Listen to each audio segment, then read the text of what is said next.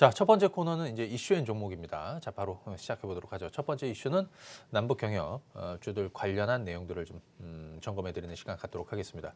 자, 2차 북미 정상회담 일정이 나왔습니다. 물론 구체적인 날짜와 장소는 확정되지 않았습니다. 자, 그 부분은 뭐 정치적인 부담은 좀 있었을 거고요. 또 하나는 마지막까지 협상력을 좀 높이기 위한 뭐 충분히 우리가 공감할 수 있는 내용이죠. 자, 2월 말로 잡혔는데 지금 뭐 베트남 쪽으로 좀 얘기가 좀 나오고 있는 상황인데요.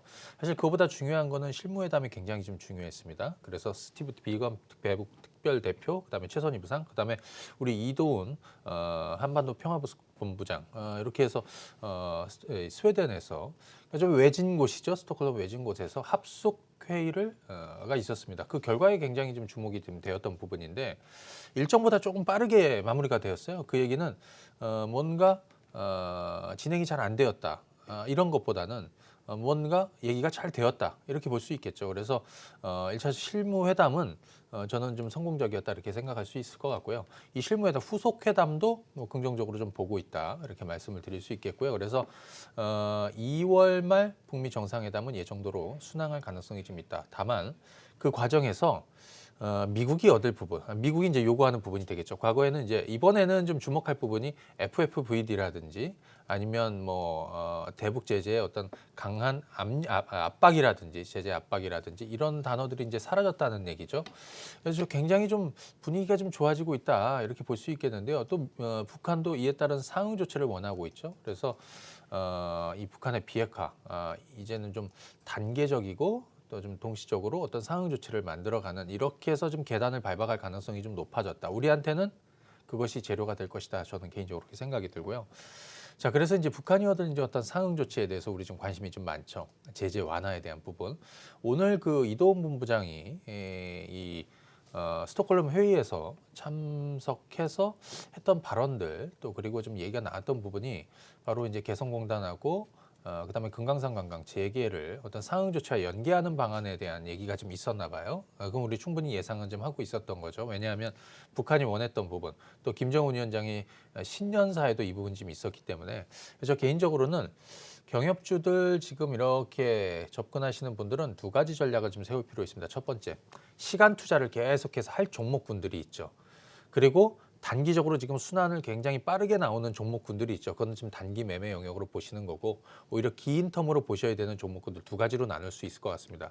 굳이 나눠본다면 최근에 비료 관련 종목군들, 뭐 송전주들, 또 개성공단 관련한 종목군들 이격을 벌리면서 좀 올라왔고 이러한 종목군들은 저는 개인적으로 단기적인 매매 관점에서 한번 접근하시는 것은 맞다 이렇게 보시면 되겠고 시간 투자를 하실 쪽은 어디냐면 뭐 관광이라든지 그다음에 뭐 건설, 그다음에 가스관, 철도 뭐 이런 종목군들 있죠.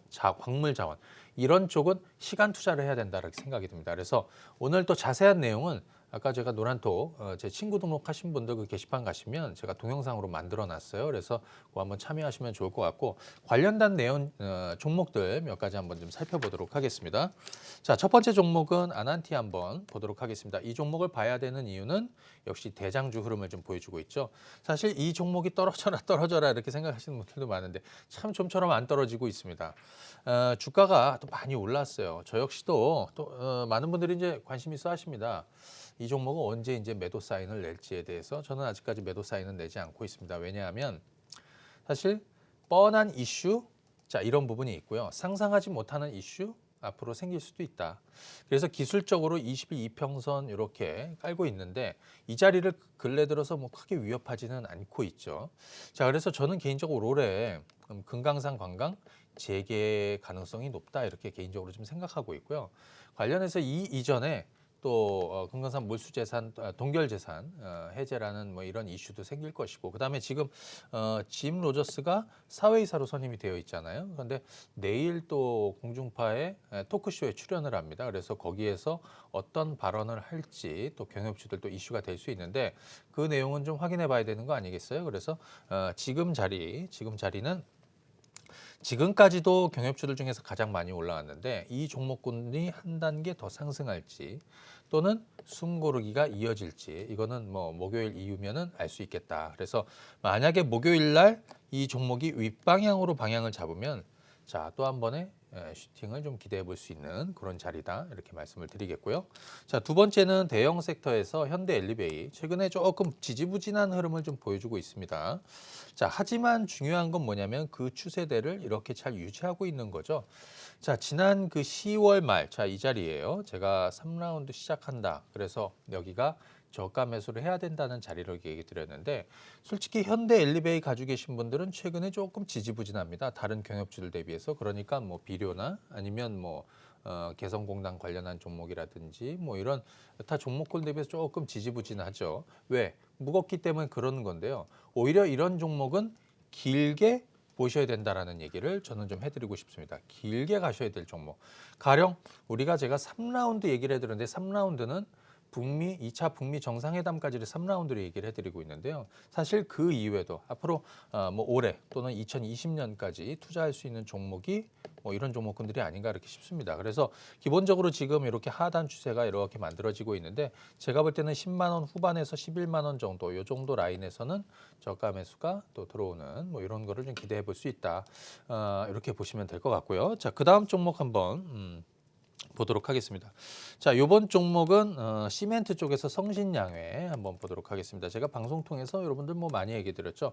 자, 그러면 시멘트 관련한 종목은 단기적으로 봐야 되는 종목이냐, 길게 봐야 되는 종목이냐, 길게 봐야 되는 종목이죠. 자, 보시게 되면 10월 말이 여기입니다. 자, 3라운드 시작한다는 지점 여기죠. 자, 여기가 추가 매수하고 신규 매수하고 저가 매수해야 되는 자리예요. 그러면 그때서부터 지금 2개월 넘게 이 시간 동안 사고 팔아야 됐느냐? 아니죠. 이거는 계속해서 홀딩하고 갔어야 되는 거죠. 자, 11월에 매수하셨든 12월에 매수하셨든 상관없습니다. 지금은 시간 투자를 해야 된다. 자, 지금 추세대가 이렇게 만들어지고 있고요. 그죠? 이 채널을 잘 유지하고 있습니다. 저점 찍는 자리마다 반전이 좀 나오고 있는 상황이고요. 자, 지금 판 깨진다는 뭐 작년 같은 경우에는 뭐 북미 회담이라든지 이런 부분에 판이 깨질 수 있어 이런 우려감들 좀 있었지만 사실 지금은 그런 내용이 없단 말이죠. 결국에 이 투자는 시간 투자를 하시고 정성만 조금 쏟으면 다 성과를 올릴 수 있습니다. 자, 급하게 올라가는 것들 추격할 필요는 없고 차근히 삼아 오시면 되겠죠. 그래서 시간 투자를 좀 말씀을 드리고 싶고요. 그 다음에 가스관. 자, 대동스틸을 대표적으로 한번 말씀을 드려보도록 하죠. 자, 대동스틸도 3라운드 시작점이 바로 여기. 자, 10월 30일이 자, 3라운드 시작점이라는 얘기 해드렸고요. 최근에 이렇게 횡보하고 있죠. 이렇게 박스권이라고 볼 수 있습니다. 자, 가스관은 길게 가야 되는 걸까요? 아니면 단기적으로 여러분들 보셔야 되는 걸까요? 저는 길게 가야 된다. 왜? 북미 정상회담 이후에 김정은 위원장 답방하겠죠. 그리고 뭐 시진핑 수석도 뭐 방북이나 방한하겠죠. 그 이외로 러시아. 그래서 그 이후까지 볼 수 있는 것이 가스관이 아니냐. 그래서 지금 이 가스관 종목군들은 단기적으로 보시는 것이 아니라 조금 긴 텀으로 지금은 좀 보셔야 되는. 자, 매매보다는 투자의 관점에서 보셔야 된다. 이렇게 말씀드리고요. 그다음에 철도 쪽에서 끼이는 종목. 자, 관련한 종목군들, 철도주들은 먼저 10월 30일, 그러니까 3라운드 시작되는 그 지점부터 해서 먼저 사실 좀 올랐어요. 다른 대비해서. 그래서 여기서부터 한 60% 정도 저점 대비에 올라와가지고 최근에 이렇게 박스를 보여주고 있습니다. 좀처럼 추세는 깨지는 않고는 있죠. 박스권이 깨지진 않고 있습니다. 그래서 지금 이 자리는 박스 횡보를 하고 있는데 저는 개인적으로 한 단계 조만간 또 움직일 가능성이 좀 있기 때문에 지금 급하게 올라가는 것들 추격 매수하는 것보다는 뭐 지금 말씀드렸던 이런 종목군들을 저가에 관심 있게 보시는 게 좋겠다. 이렇게 해서 제가 경협주 말씀을 좀 드려보고요. 자, 두 번째 이슈는 중국 춘절이 다가오고 있습니다. 중국 춘절 이슈와 더불어서 관련한 종목군들 전략을 좀 간단하게 좀 설명을 좀 드리도록 할 텐데, 자, 이렇게 한번 보시죠. 중국 관련한 종목군들 어떤 이슈가 있느냐. 첫 번째 춘절, 2월 4일부터죠. 춘절 명절이 연휴가 있습니다. 자, 그 다음에 올해 2019년도는 저 개인적으로 한한령이 완화되는 해이다 이렇게 보고 있습니다. 왜? 중국 주식들은 제가 북미 관계랑 조금 연계시켜 본다라는 얘기 드렸죠. 북미 관계가 잘 되면 한중 관계가 풀리게 되어 있고요. 2차 북미 정상회담이 성공적으로 마무리가 되면 김 위원장 답방도 있겠지만 시진핑의 방한도 저는 상반기 내에 있을 가능성이 좀 있다. 그 시점이 바로 이제 한한령이 완화되는 시점.